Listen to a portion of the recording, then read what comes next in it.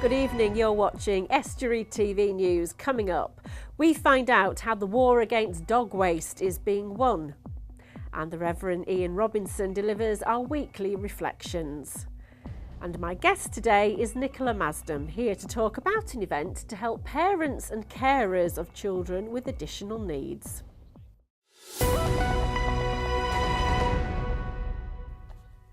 Welcome to Estuary TV News. I'm Emma Lingard, but first it's over to Erica Barker for the news headlines. Humberside Police are aiming to cut the number of incidents involving drink and drug driving as part of their casualty reduction campaign.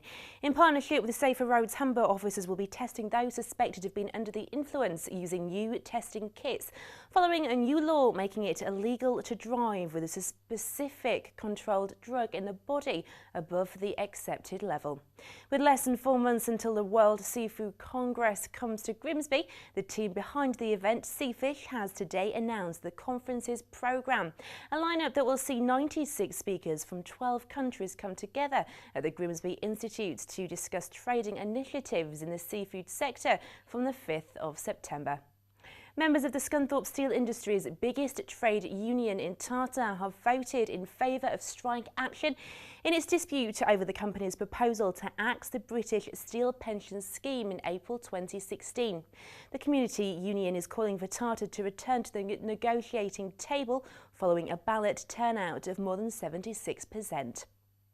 Stretches of the A18 Barton Street will be closed to traffic for a week from today. North East Lincolnshire Council say surveys and site investigations need to be carried out ahead of planned resurfacing works that are due to take place later in the summer by the council and its partner Coffley. North East Lincolnshire Clinical Commissioning Group is running an informative event for young carers, people under 25 requiring support and those who care for them.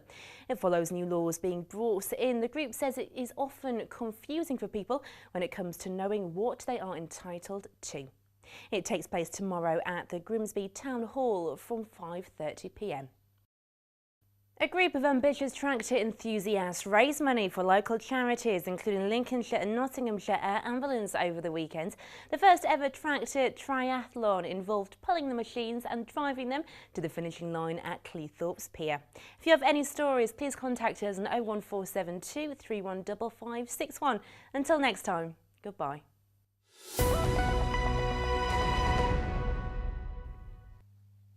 North East Lincolnshire Council say they've worked to crack down on the number of dog owners failing to pick up waste and that this figure has fallen thanks to the pollution campaign. We went along to a dog show in Cleethorpes to find out more. From a look-alike competition to agility training, four-legged friends and their owners gathered in Cleethorpes at the Meridian Park for the Woof Dog Show.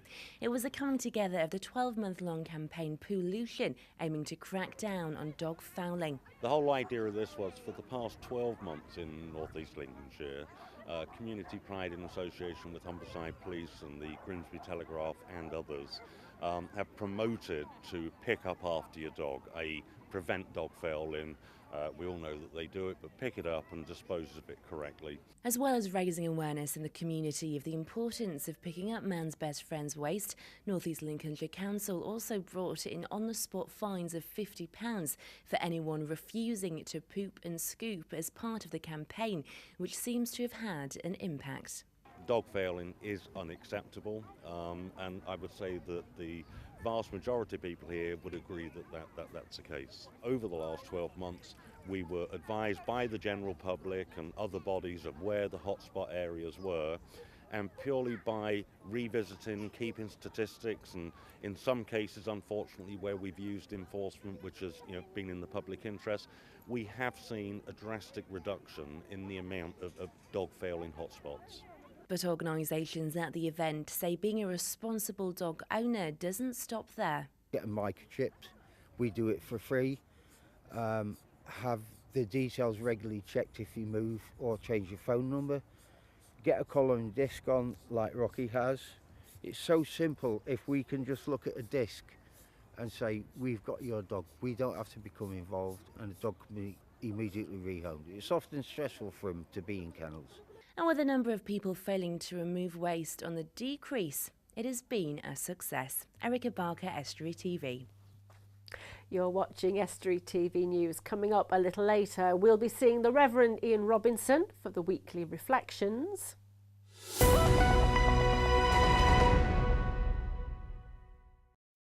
Now, many of us will know of someone who looks after a youngster with additional needs and maybe know of the frustrations they have when tackling the system.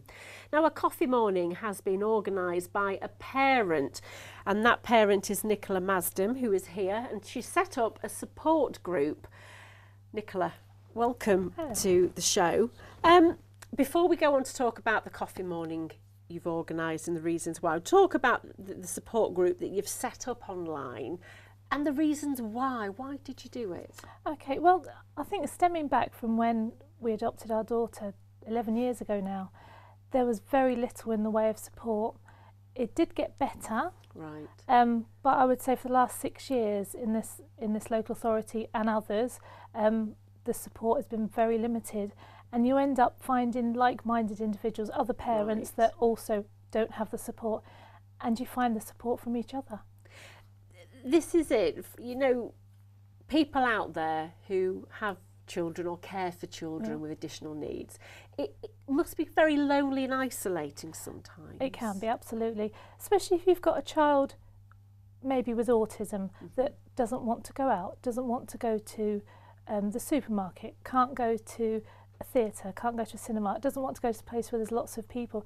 You end up staying at home a lot, and there are lots of people who do tend to stay at home because of the difficulties of their child. So it can be very frustrating. And also people have said that they lose friends because of the behaviour of their children. Some people don't understand and they lose those friends, so people do tend to get very isolated. So the group that you set up, how long has that been running then? Not very long at all, only a couple of months, but I've always been in contact with a lot of parents in that you meet other parents all the time. And because services have been cut again and again and again, there's not an awful lot out there. So we just wanted something where we can all come for a bit of a chat and even just to moan about things that have happened during the week and all the rest of it. So that's why we thought we'd set up this group so we could chat to each other on Facebook. And this is it. It helps those people who are obviously in that child's life are very important, aren't they, for their upbringing, that they get the support as well as the child, isn't Absolutely, because I think as a parent, you do your absolute best, but there's times that come when you're drained and you just need to, you've like I've told my husband, I've moaned to him until his ears have bled, and that you just need to find somebody else that is willing to listen or has gone through the same as you, that wants to bounce off you. Now, going back to the youngsters, I mean, what help is out there then for people? There is help out there. There are support groups out there. There are organisations such as Bernardo's, which is a wonderful organisation with the Parent Partnership, and Family Action Support Team, another really good organisation. But funding has been stripped back so much that there is only so much that they can take. There's only so many children that they can accept. And so there's lots of parents and children that are going without. Same as the CAMS team. Their funding has been knocked, so they can't see every child that they would like to. And I mean, for that, when the funding's not there, again, for a parent, there must be the worry and concern about what knock-on effect it's having for the child's mental and health development, isn't there? Absolutely. There's only, like I say, there's only so much as a parent you can do. You need professional help at some point, and when that's not there, it's very worrying, because these children are going to become adults, and you want them to lead good and useful lives as adults, and happy lives. But you just need that support. Now, we've talked, you mentioned there about the cuts to funding making it difficult, which has obviously come up at a higher level. I mean, I think it was the Queen's speech last week, there were freezes to the benefit system, wasn't there? You have no control in one way, do you, over the cuts to funding? But what would you want to see happen?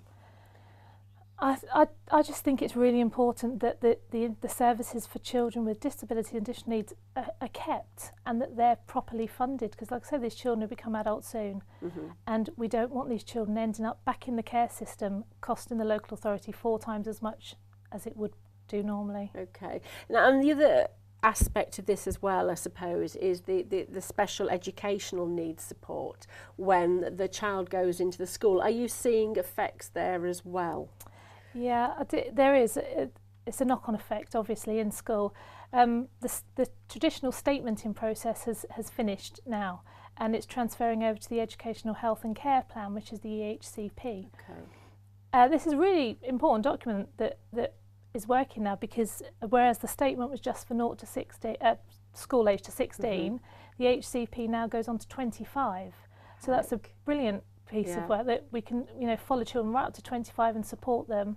And there are independent supporters that have been put in place into this local authority to help parents through that transitional progress. Okay, because that is such a, like you say, a valuable piece of information to accompany pretty much, you say, from school all the way to university, college. Absolutely, isn't it? and it's not just education like the old statementing was. Education, health, care. It's a plan for the whole package to support that person right up to 25. Yeah, it's such an important aspect, and your support group is there for that very reason, to help, I suppose, give advice about things like this as well. Yeah, absolutely, because it's parents that have been through it. Yeah. We've got the independent supporters who have had the training on the EHCP. They're going to be at the coffee morning. So any parents that are concerned about their child at school, anything like that, can come and talk to these people and get some really useful information. Okay, well, stay where you are, Nicola, because we're going to talk more about this coffee event shortly after this. But right now, it's time for our weekly reflections. And this week, it's the Reverend Ian Robinson from Caister.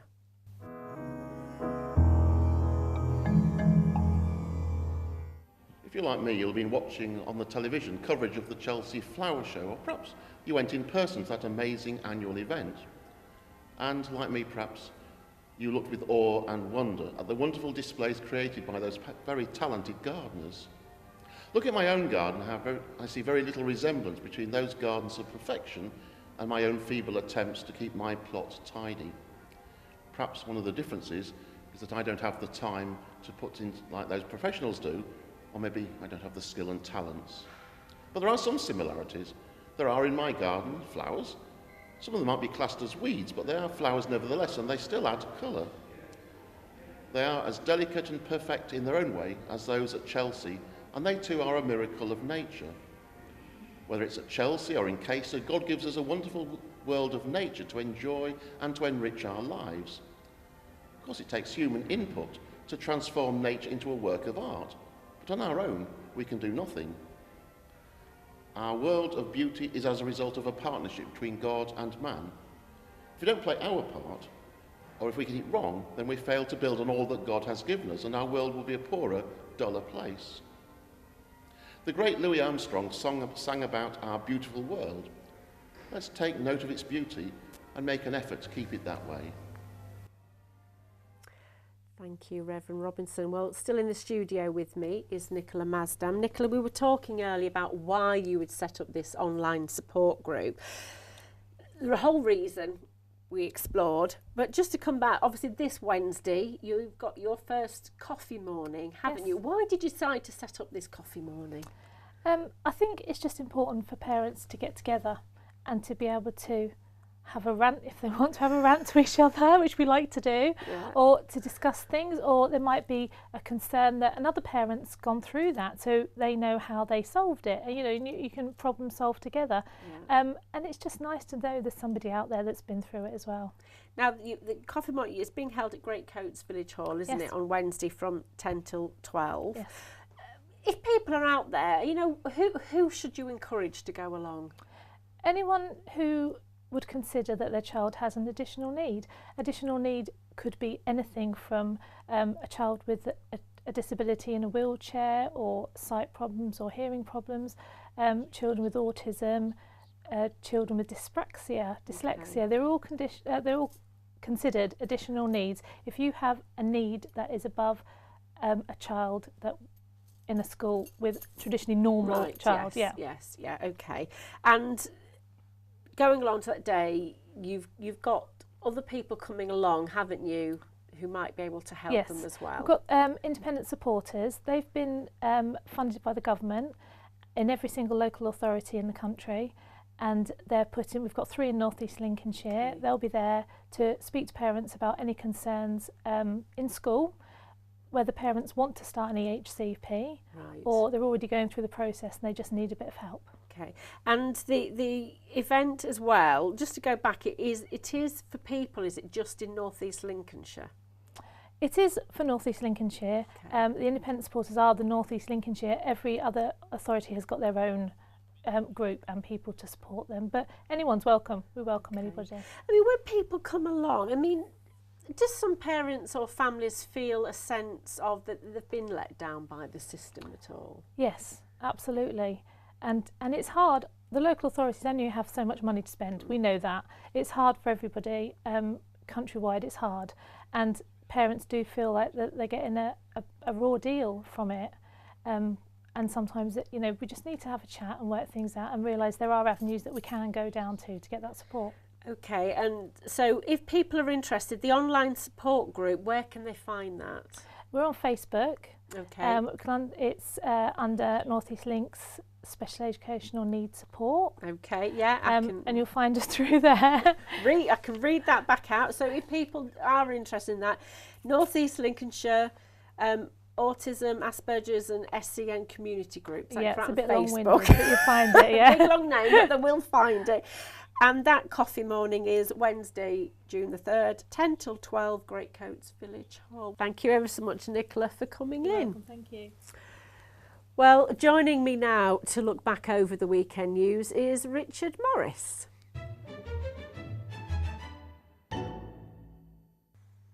So, Richard, have we had lots of exciting things happen over the weekend? I feel I've not seen you for weeks. I know. Well, I've been busy, Emma. Not everyone gets to stay around in the studio doing nice things and reading auto cues. Some of us, have to go out and about and report on things. Right, enough of your cheek. Enough of your cheek. What happened at the weekend? So Beverley Minster, this is reported in the Hull Daily Mail, needs a shock £10 million, as they've put it. 10 million. This is to restore what is considered to be one of the finest Gothic churches, they've put it, and it comes obviously alongside St Mary's Church, which requires £5 million just to sort of keep going, really. All of these churches, Minster surveyor John English has said at least half of the £10 million required for repairs would go on renewing the church's leaking lead roofs. So that gives you an idea as to think of the size of Beverley Minster. Well, indeed. Indeed. So much money. And how are they going to get that money? Can they get funding? Well, what they're doing, the Ministry is apparently planning to launch a lottery bid next year. So obviously they're looking at that kind of thing. I know towards earlier on this year, I went to St Mary's Church myself and had a word with them, and they said they were thinking of doing the same thing. They were looking at sponsorships from the community, obviously coming up to City of Culture and that kind of thing. They were hoping that there might be some sponsors who might be willing to sort of help restore it.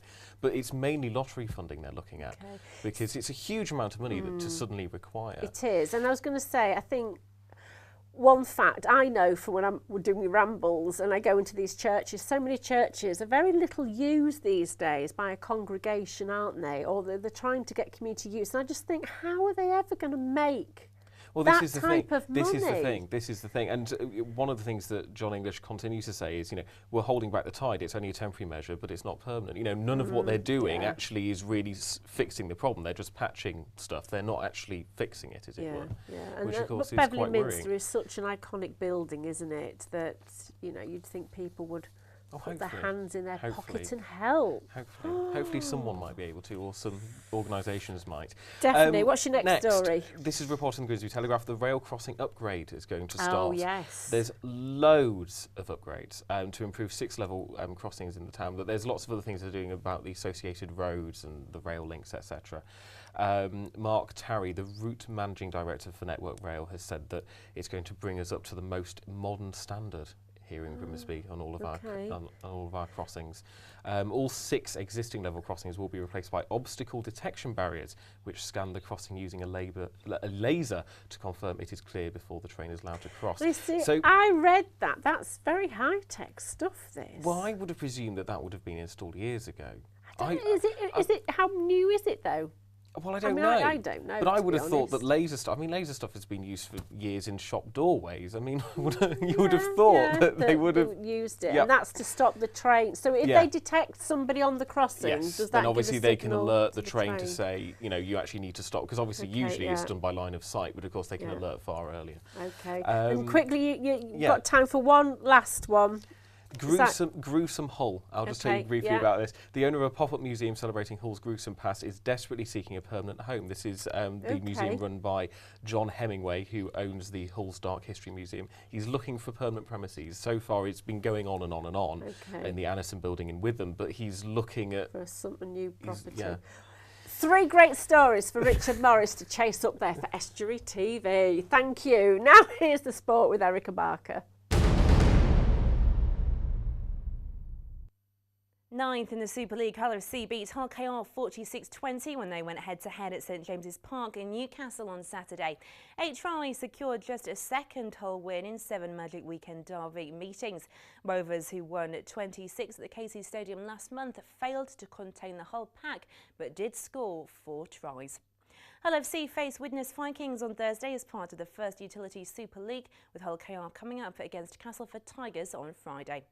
And the Mariners Trust is to capitalise on the positive vibes surrounding the club following a surge in new members. As part of Operation Promotion, the Trust is launching a 60-day crowdfunding campaign entitled Budget Boost, which invites fans to pledge what they can, with all proceeds ploughed into Paul Hurst's existing budget for the Mariners' 2015-16 assault. And after the excitement of the Cup final, it was back to League cricket, and again it was all change at the top of the table as Bracebridge Heath got back to winning ways. A convincing win over last week's leaders Woodall Spa took Bracebridge back to the top on equal points with Bourne, with Woodall just 2 behind in third. Matt Bradley's 5 wickets helped bowl Woodall out 132, and the home side went on to win 6 wickets. But also won by the same margin, Tom Dixon taking 6 wickets as Grantham were bowled out for 175, Conrad Louth hitting 82 in Bourne's reply. And that's all for the sport.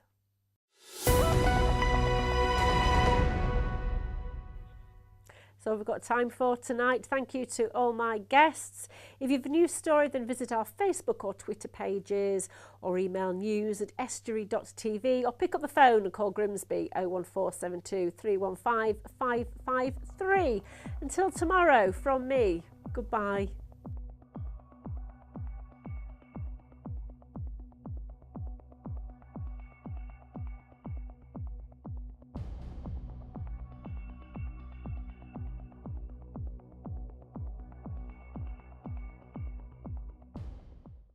Estuary TV's weather, sponsored by Hornsby's, celebrating 100 years in buses.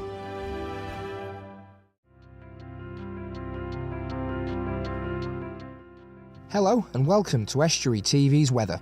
On Tuesday there will be strong winds which will slowly ease, with sunny spells and isolated showers. Through the evening though, there'll be cloudier conditions and some showers possible, with maximum temperatures of 17 degrees. On Wednesday, there will be a large amount of dry and fine weather with only isolated showers. Estuary TV's weather, sponsored by Hornsby's, celebrating 100 years in buses.